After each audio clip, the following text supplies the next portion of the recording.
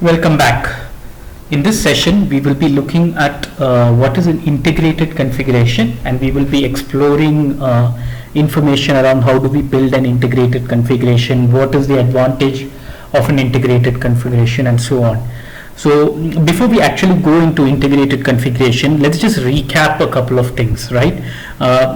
What you see out here on the slide, the first slide picture that you see here is you have a sender adapter and you have a receiver adapter. And at the central component, you have the integration server, which in turn contains the advanced adapter engine or the adapter engine and the integration engine.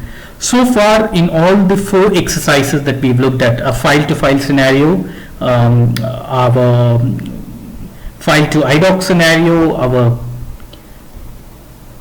SOAP to RFC scenario, and our HTTP to SOAP scenario, all the messages, all the interfaces were processed, the messages were processed through this route. What do we mean by that? Our sender adapter would pick up the message. The sender adapter runs on the advanced adapter engine, so the file adapter, the Java, the IDOC adapter, the SOAP adapter, the HTTP adapter, all of them were running on the adapter engine. So the sender, the message would be picked up by the adapter engine, and then the message would be forwarded to the integration engine, which in turn would do all the processing or would execute the pipeline of PI. So if you remember the pipeline of PI, it was receiver determination, message splitting, interface determination, or mapping execution, and things like that, right? So the pipeline was executed in the integration engine, and that is exactly what you used to see when you were doing your monitoring in SXMB Moni. For example, in the adapter engine, you would do the communication channel monitoring because the adapters used to run in the Java side in the adapter engine, and then we would switch over to the SXMB Moni, which you would run on the ABAP stack in the integration engine, because the message used to get processed in SXMB Moni, and finally the message through the adapter engine used to get delivered back to the receiver. Now, there were a lot of overheads. If you look at it, at the end of the day, for a file to get processed, there are a lot of overheads where PI was doing a lot of switches between its internal components. What that means, the sender adapter would send the message to the integration engine. That would mean one switch from the Java stack to the ABAP stack, and then again the integration engine would send it back to the adapter engine. That would mean one more switch, and then finally the message used to get delivered to the receiver. So this is what we used to call as a classical message processing or a classical configuration. So in the case of PI, so far the sender agreement, the receiver determination, the interface determination, and the receiver agreement objects that we created were what we used to call the classical processing of messages, where the message would pass both through the adapter engine and the integrated engine. Now, this architecture of PI evolved into one of the newer features of PI, where the SAP told, hey, why don't we do local message processing through the adapter engine, right? What do we mean by local message processing through the adapter engine? Now, if you look at this picture, the integration engine is not at all involved. The sender adapter picks up the file, but through the adapter engine does all the processing and pushes it out to the receiver. So the ability of the adapter engine to process the message locally within itself without having to send the message to the integration engine, as we saw in the classical processing, the ability of the adapter engine to do that, or the advanced adapter engine to do that, is what is called a local message processing within PI. And to configure an interface to use a local message processing in PI, you will not be creating, in the integration directory, you will not be creating a sender agreement, receiver determination, interface determination, and receiver agreement. Instead, to enable this local message processing in PI, you will create a new object type called integrated configuration. Okay, and this is what we are going to deal with in this, when we are going to build an integrated configuration. And when you build your integrated configuration, you will then realize that, hey, it's much more simpler, right? So we look at what the integrated configuration does and how does the integrated configuration do.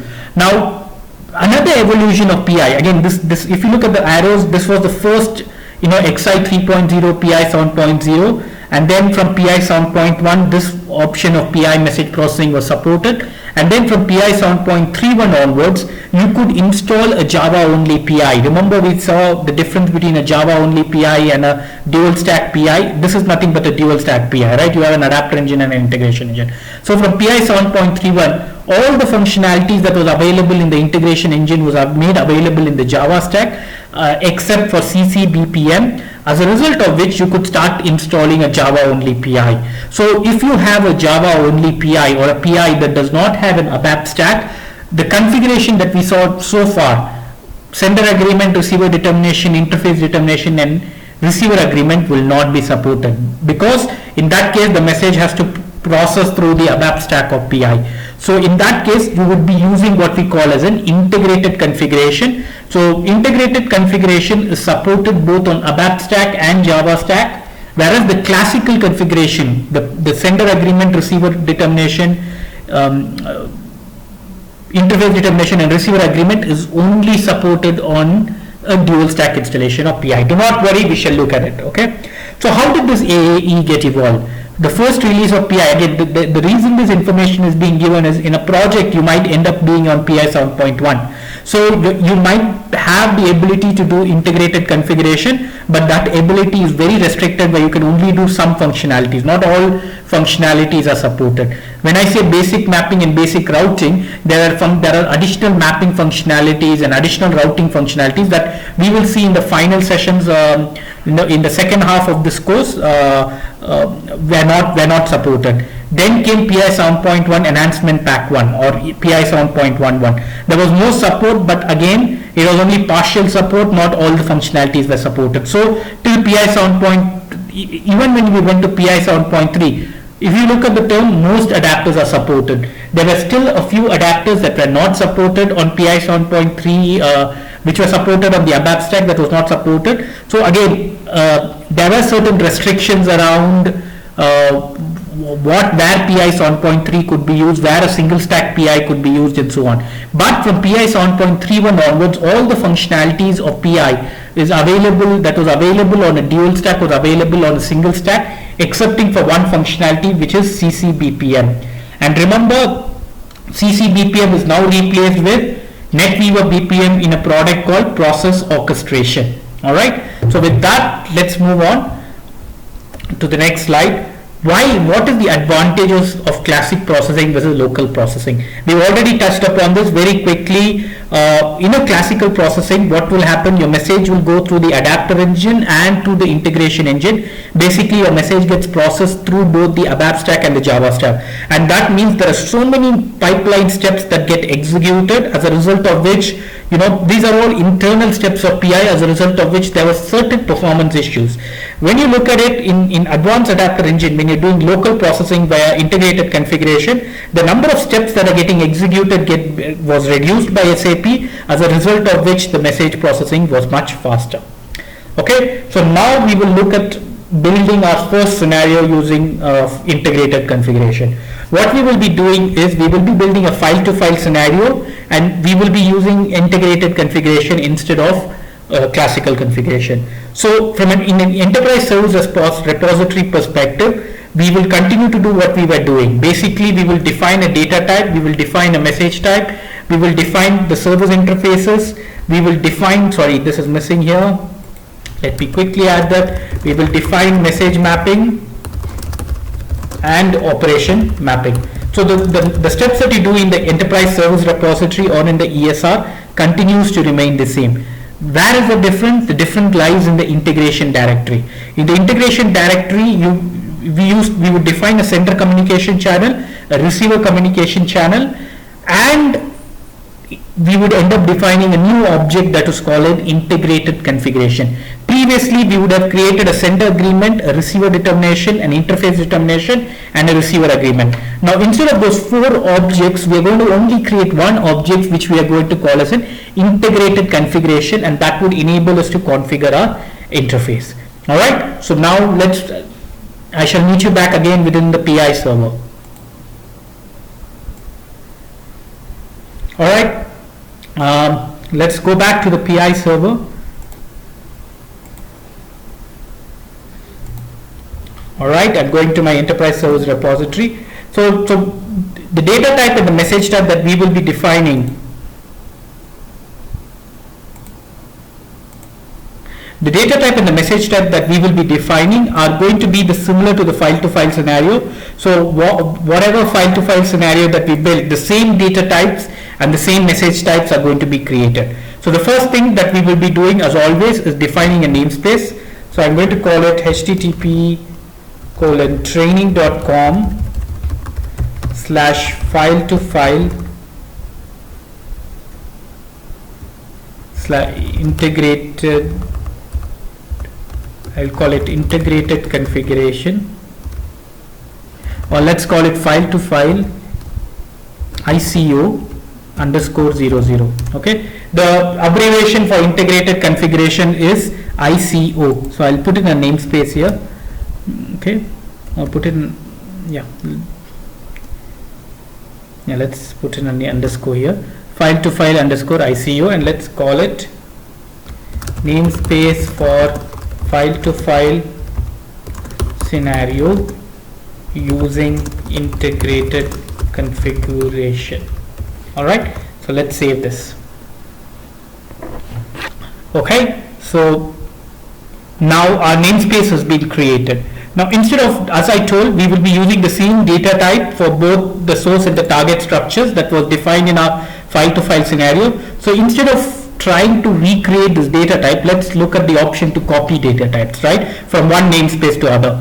So what I'm going to do is, I'm going to my file-to-file scenario, I'm going to dt_src, my data type, and I'm saying copy object.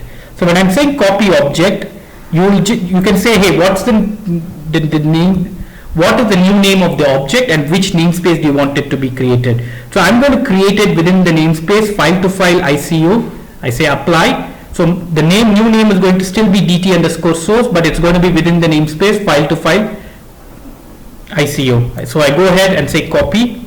Now if you see, within my file-to-file ICO, the data type has been created, and the data type is having the namespace dt_src. So similarly, let's copy the data type _target. So copy object dt_target, change the namespace to our namespace file-to-file ICO, click apply, and then copy. Okay, so close all objects. With this, our data type has been created. Okay, now let's go ahead and create our message type. So right click, say new message type, empty_file to, so let's just call it empty_source, right? Create. And now what am I going to do? I'm going to drag my data type and put it, make sure it's on the help, on the handle button, and my data type, my message type is created. Save your message type. Now right click, new, make sure you are within the message type, say empty_target, TGT, right? And I'm going to say create. Now drag my dt_target into my hand symbol here, and my message type has been created. Save my message type. Okay, okie doke. So I'll close this. My data type is created, my message type is created. What is the next step? To create a service interface. So right click, interface object, service interface. Let's name it SIOA file-to-file. Okay, create. It's outbound, it is asynchronous, and the message type is empty_source. Drag it, make sure the black box is enabled, drop it, save your service interface. Next service interface is going to be SIIA file-to-file, right? Create.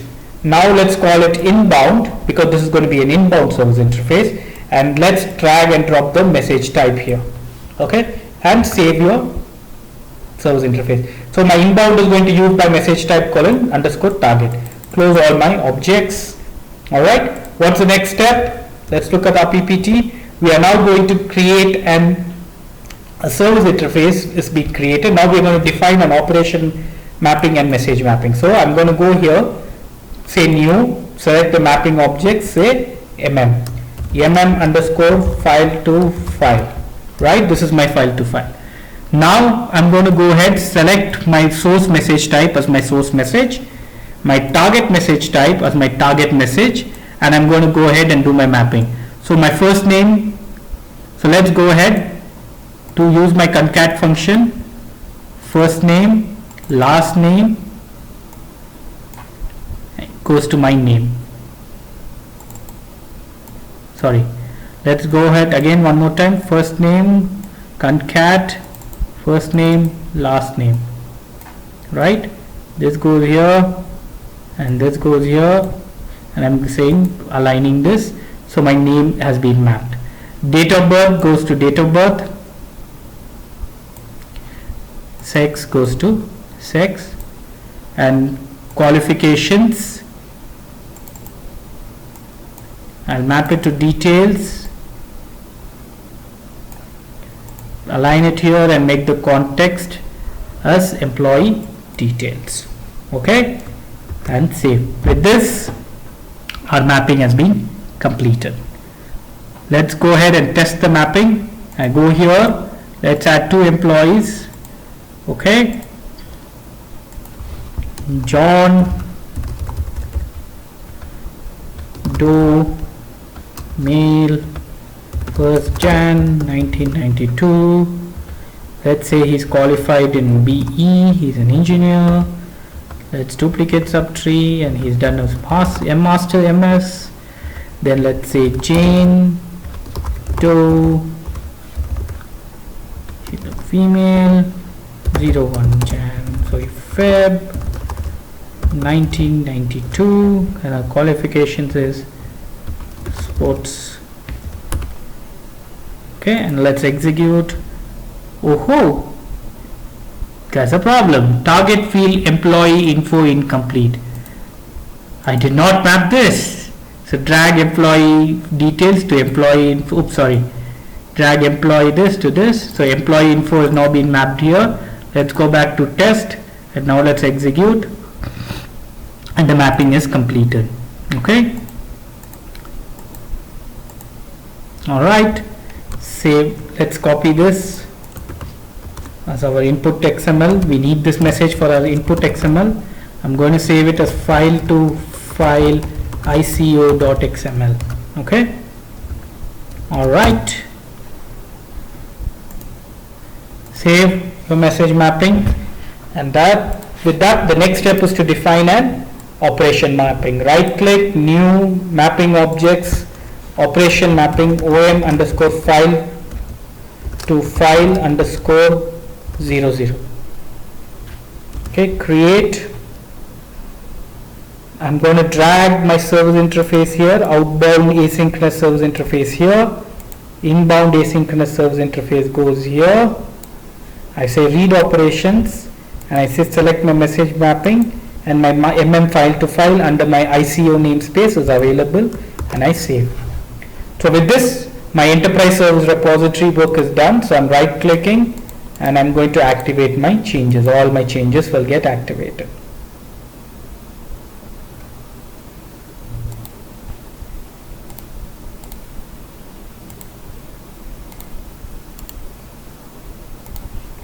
All right, let's now go ahead with the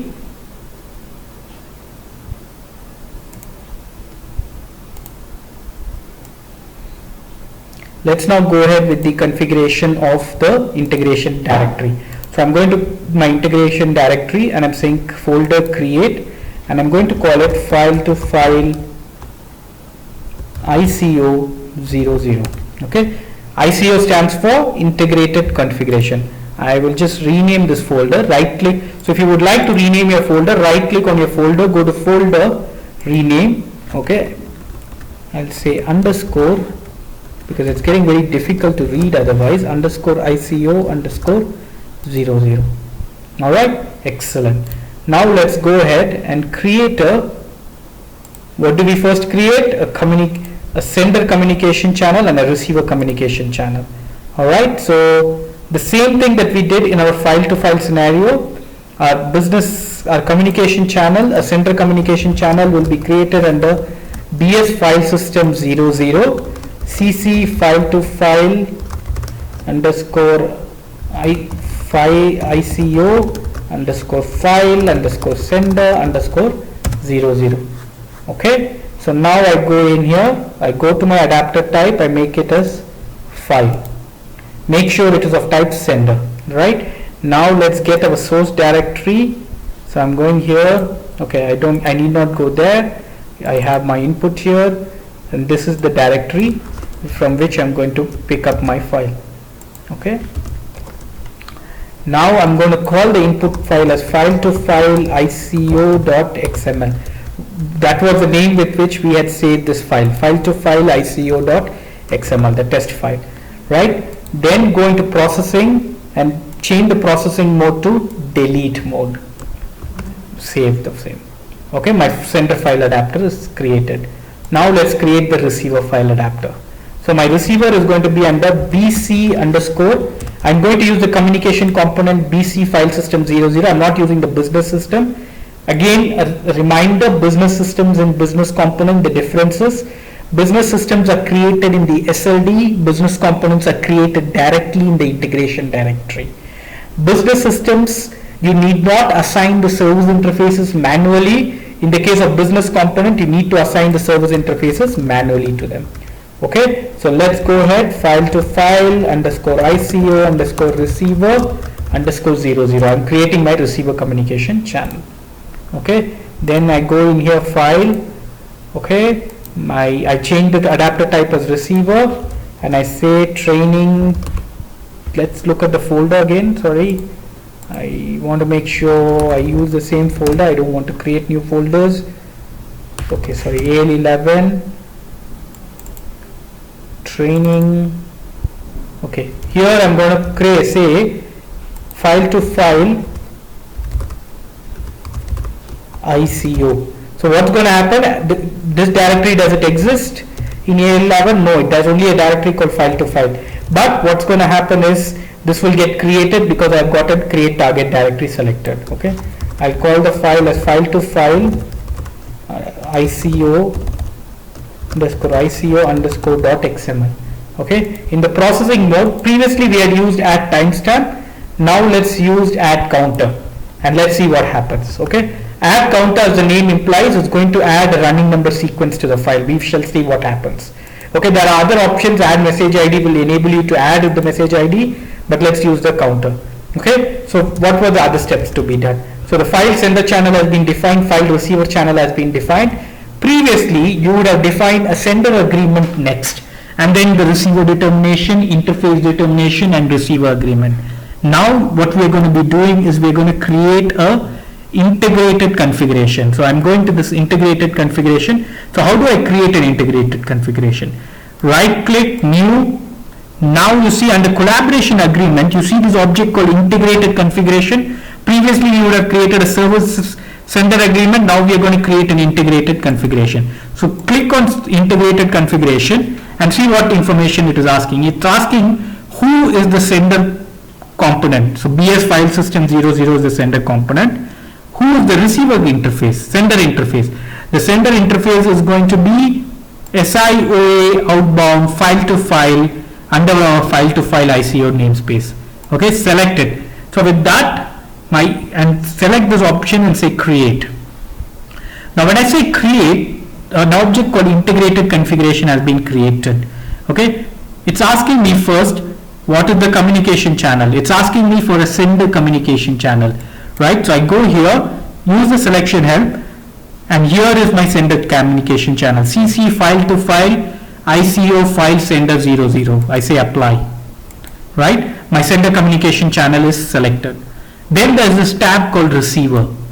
In this receivers tab, what you do is you provide who is the receiver of this message. So if you remember, this was the information we used to provide in the sender agreement, right? In a sender agreement, you will give the sender system, sender interface namespace, and you will select the communication channel. So the same thing in the integrated configuration, in the inbound processing tab, you select the sender communication channel.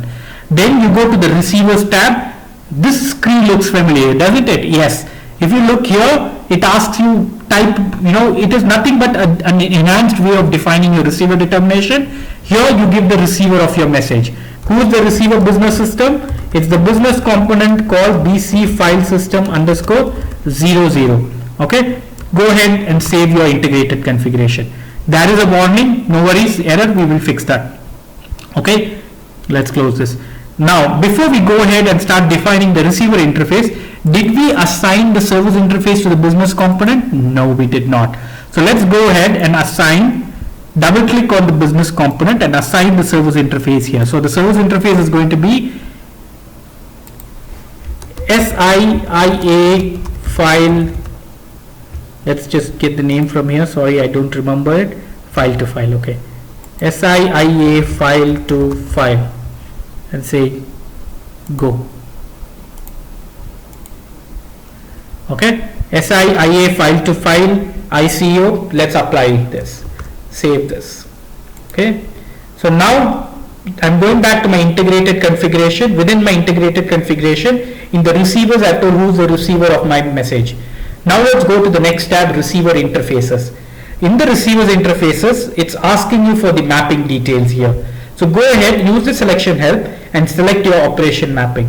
Okay, so this is equivalent to the interface determination. If you remember, we would have created a new object called interface determination, and in your interface determination, you would have provided the mapping. You did not create a new object. You just go to a receiver interfaces tab and give the operation mapping here.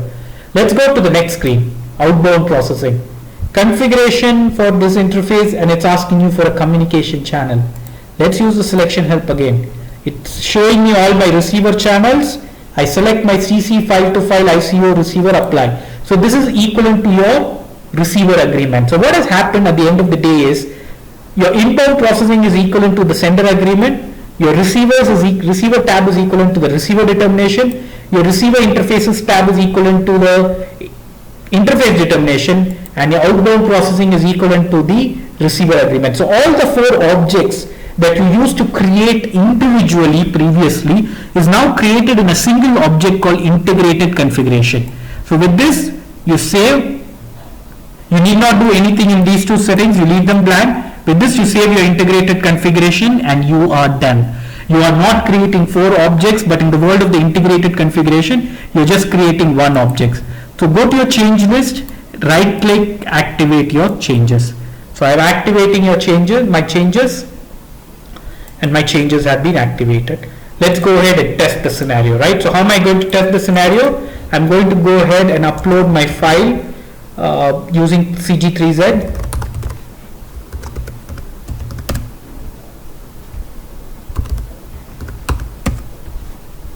And here I'm going to say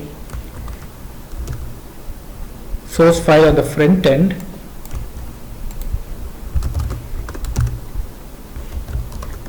Is file to file ICO.xml, and this gets uploaded onto my AL11 path again as file to file ICO.xml. Let's make sure that the file names are correct. It's file to file underscore, sorry, this is my receiver channel. I'm going to my sender channel, file to file ICO.xml, and let's upload the channel. Remember, allow. Okay, so next I go into AL11. I go one level up, oops, training, and you see my file to file ICO is available. Let's refresh. The file has been processed, picked up, disappeared, and now there's a new directory called file to file ICO, and you see the new output file has been created, file to file ICO. Remember, in the receiver file adapter we had given the option add counter, so it's now added the counter 001. So let's go ahead into SXMD Moni and see this message. I'm going to SXMD Moni, I'm saying execute, no messages found. Why do we not have messages here? If you have the answer, perfect. The reason is this is local processing within the adapter engine. Remember when we were talking about why do we need local processing? The local processing will go directly only in the advanced adapter engine. Nothing's going to go into the integration engine, and that's why you don't find anything in SXMB underscore Moni. Instead, you need to now go into adapter engine, go to your monitoring screens here. Let's close all this. Let's go to PI home page, configuration and monitoring home, go to adapter engine and go to message monitor. Okay, go to adapter engine, get message monitor and say message status overview in the last 1 hour, and now you see BS file system 00, this is my ICO message, and one message was successfully processed. And then I'm going into communication channel monitor, and I should be able to see the status of my communication channels, and they should be successful as well. This is my receiver channel, and the message was processed. So the idea of, okay, let's click on this one success message and look at the detailed audit log. So in this case, if you see, there's just one message, and that got processed locally without being sent. So if you see within the audit log, the message mapping was executed within the integrated configuration, and the message was delivered through the integrated configuration. There was no need for going through the SXMB MONI. So this kind of objects are what is called integrated configuration. So let's do one more thing. Let's upload the file one more time. I'm going here, I'm uploading the file. I'm going into AL11. Sorry, here we go. I'm going into AL11. I see that the file is here. So let's see if it, let's wait for a minute. If you don't want to wait for a minute, if you're as impatient as I am, then let's go to file. Let's open this communication channel. In the communication channel monitoring. And then stop the channel and start your channel. So now that my channel is stopped and started, my file has disappeared here. I go to my file ICO, and you see the counter is incremented. So the idea of add counter that we used in the file adapter, in the receiver file adapter, is it enables you to write a running sequence of numbers to your file. Okay, so with this we saw what an integrated configuration is, and we shall see one more scenario as to how do we use integrated configuration. Let's look at one more scenario to use the integrated configuration, right? So let's look at, let's go back to a scenario. Let's look at the next scenario that we have built. We built a SOAP to RFC scenario, and we built a HTTP to RFC scenario, right? So let's look at redoing the SOAP to RFC scenario, but using an integrated configuration, right? So let's go back to our namespace, okay? So what did we do in the SOAP to RFC scenario? The first thing we did was we imported the RFC BAPI user get detail. Now let's deal with a new different RFC. The RFC that I'm going to use now is going to be called BAPI user existence check. It is basically going to just check whether the user exists or not. All right. So this is my ECC system. I'm going to go in user PI 15.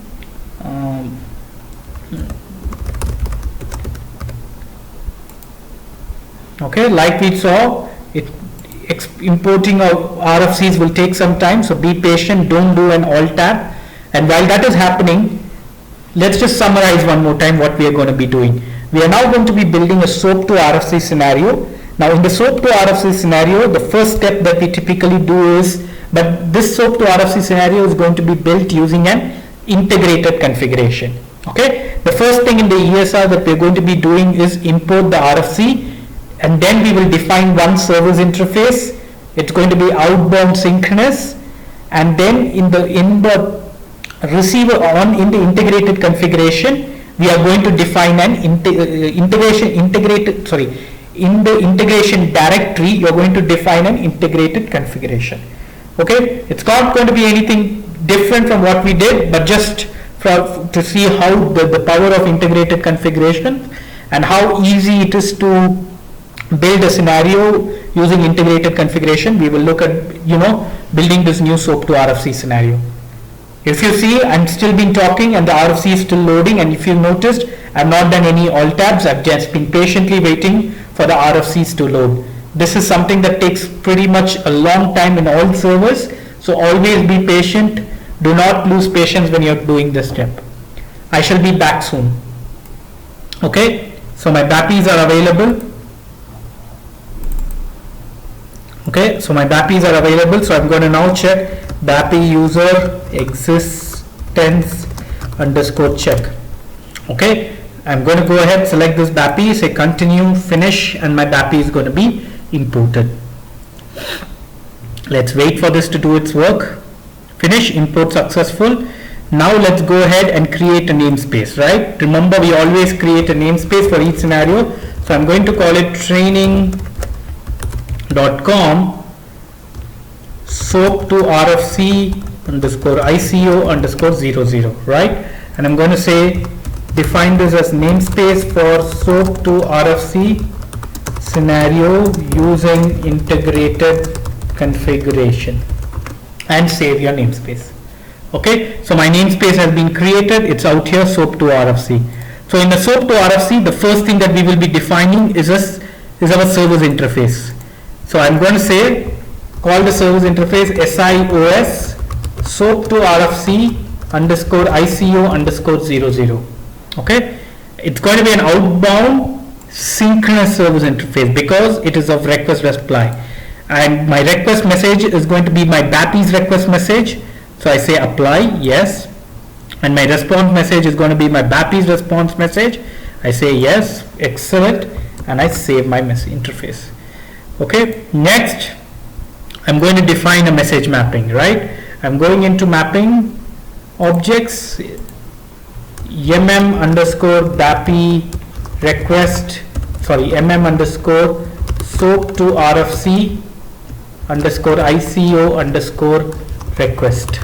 Okay, this is my request mapping, which means my source structure is my request BAPI structure and my response structure is my request BAPI structure. Okay, and here my input is just a username and I'm mapping my username to my username.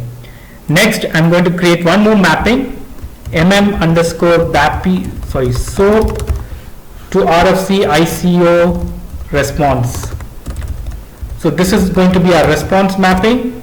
So what is my response? It's BAPI user existence check, drag and drop, and select the response here. Okay, same way, grab BAPI user request check, drag and drop this guy here.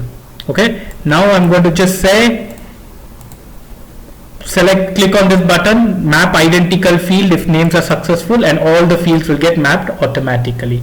Okay, and then you're done. Now the last step in the ESR is to define an operation mapping. Right click, new, mapping objects, operation mapping, OM SOAP to RFC underscore ICO is what we're going to call it. Okay, my source server interface is going to be SIOS, my outbound synchronous service interface. My target interface is going to be my BAPI itself, so I'm dragging it, dropping it, and then I say read operations. It's asking me for my request mapping. I select my request mapping. It asks me for my response mapping. I select for my response mapping and I save my operation mapping. I'm going a little fast because this is stuff that we looked at in scenario 2 as well, and this is nothing new. It is just that this is repeating, so I'm going a little fast. When you're doing it, obviously it might take you a little more time than what I do, but do not worry, you can just pause the video and do it as it goes along. Okay, and I'm now right clicking and activating my changes.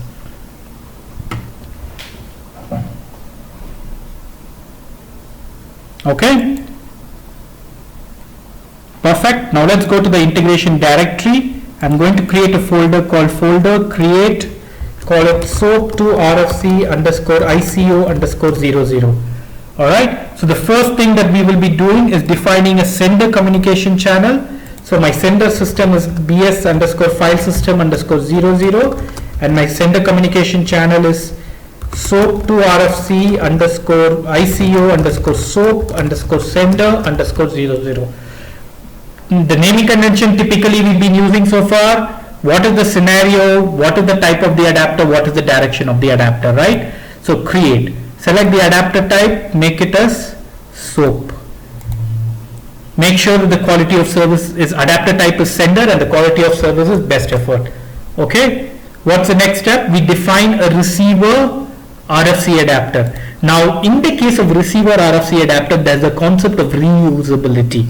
What I mean by reusability is the same receiver adapter can be used in multiple scenarios. In the case of sender adapters, you do not have reusability. Each sender adapter has to continuously be redefined for the adapter type. There are certain exceptions, but the rule of the thumb, excepting for those exceptions, is that sender channels have to be recreated for every scenario that you build, whereas the receiver channels can be reused. So in this case, to show you the concept of reusability, what I'm going to do is I'm going to my SOAP to RFC scenario. I already have a receiver RFC adapter. I'm going to reuse that adapter. So I'm not going to create any receiver channel. I've just created a center channel, and I'm going to go in and create my next object. And because we are dealing with integrated configuration, the object type I'll be creating is integrated configuration. Okay, I'll select DS file system 00 as my sender scenario, and here I'm selecting SOAP to RFC ICO 00. Okay, once I select that, I go ahead and say create. In the inbound processing, it will ask me for my sender channel. And what is my sender channel, everybody? My sender channel is my SOAP sender channel. So SOAP to RFC ICO SOAP sender 00. What is my receiver system? My receiver system is going to be my ECC system, right? So it is EH5CLNT 800.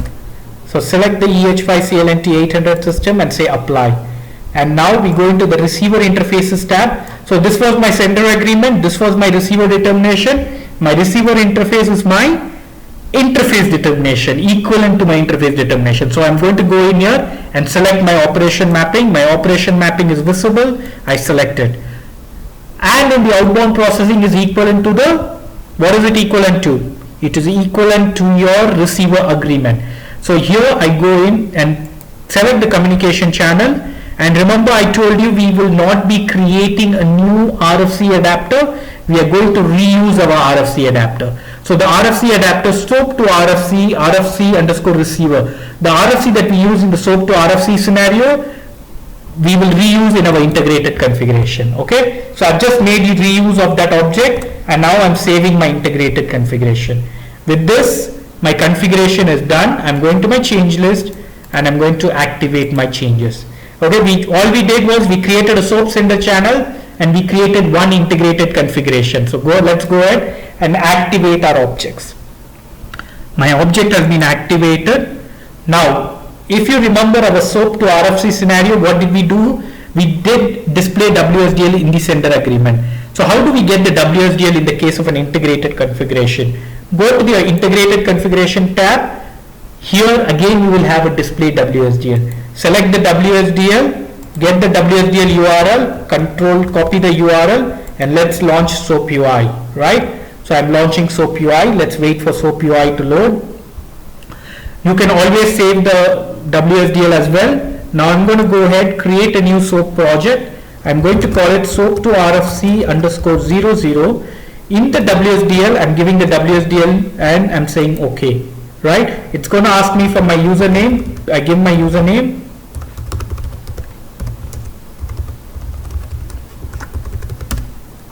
Again, I've given the wrong password. So I'm going to say again one more time.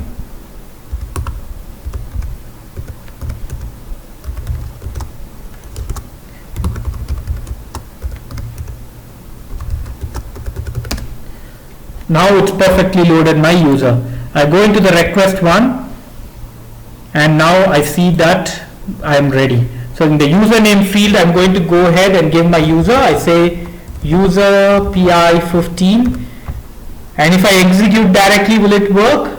It will not work. Why? Because I have not provided my authentication. So go into the authentication tab, say add new authorization basic, and say provide your username and your password here.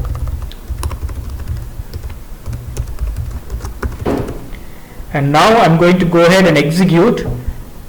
Perfect, and you got an immediate response that tells user PI exists. And did you notice the response was near immediate? Whereas in the case of the SOAP to RFC scenario, which we can re-execute one more time, you will see that the response takes some time. It takes 1, 2, you can count it. Let's do it one more time. 1, 2 seconds, right? Let's look at this. That's it.